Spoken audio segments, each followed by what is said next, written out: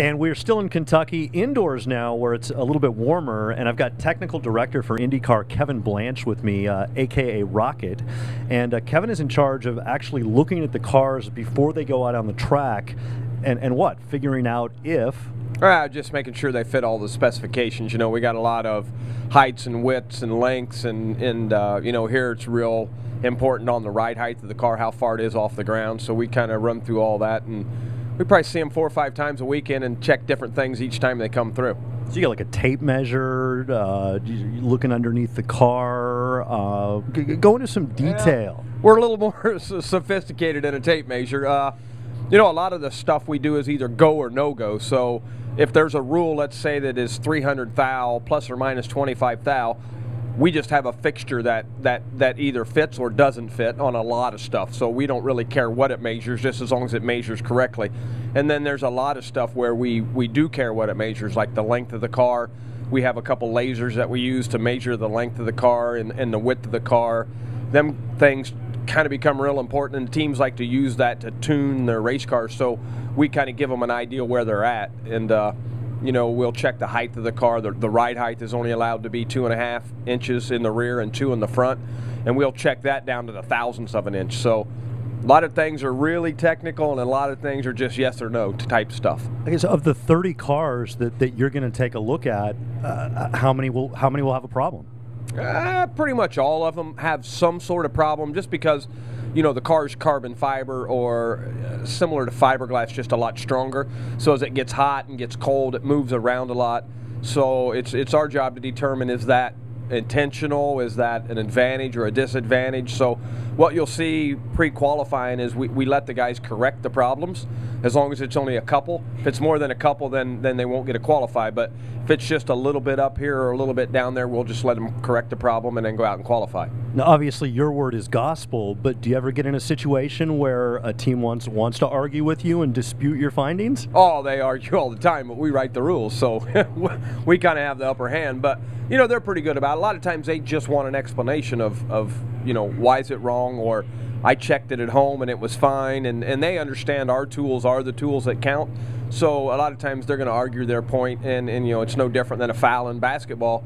You're going to argue with the referee just so maybe next time he's not as difficult on you as you were the time before. So it's just all part of the game. I don't know if you can answer this question, but are there any serial offenders? And what I mean, are there any cars that every time they come through, you're like, again?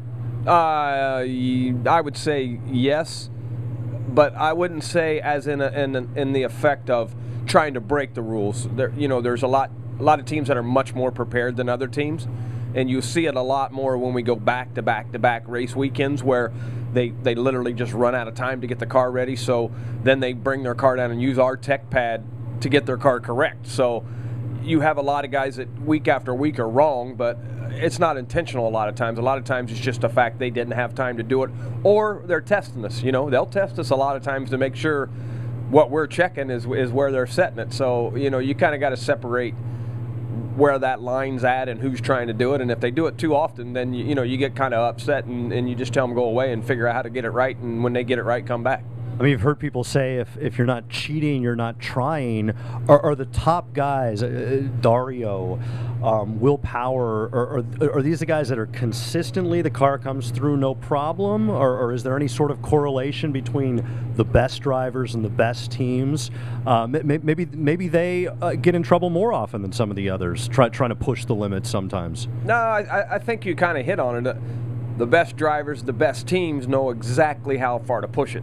You know, and they have the better equipment at home to set it within 4 or 5 thousandths of an inch, where a lot of teams don't have that equipment and have to set it within 30 or 40 thousandths of an inch. And, you know, once again, they also understand I'm the referee. So if you upset the referee week after week after week, then he's not going to be as lenient on you next week, and you barely touch a guy, they're going to call a foul on you. So they also understand they got to be really careful, and they don't break the rules, but their job is to push the rules and to take the rules right to the limit. You know, if it's 1 inch, they're at 999 thousandths. You know, that's their job. That's what they get paid to do, is to take everything all the way to the maximum. And if they find an area that's what they might call gray, then they'll push it, and it's our job to say you've gone too far. You got to come back to this side of the fence. So, there's a bit of give and take on each side of it, and they test us, and then, we got to make sure we keep them on the right side of the fence. Anything in particular you're looking for on an oval track with a cold day? I mean, is that, does the weather dictate what you're looking at? I mean, are you looking at something on an oval versus a road course or something else? Yeah, ovals are a lot more difficult. I mean, there's a lot more to be gained on an oval by breaking the rules than there is on a road course. A road course is so much about, does the car stop, does it turn, is it handling correctly, where an oval is about flat out, how fast can I go all the time. So the ovals is a lot more difficult on us. I mean, we have a lot more things we need to take a look at, and we have to be a lot more careful on how we're looking at these things, because it, just a little bit here can make a huge difference. And our field is 0.3 of a second from the front to the back. Well, 0.3 of 1 second isn't much, so all the little bits make a difference here. So it's our job's a lot more difficult on the ovals. All right, if you break the rules, Rocket will catch you. Hey, Rocket, thanks a lot for hanging out with us on a Saturday. Oh, you're welcome. Just trying to stay warm a little bit now.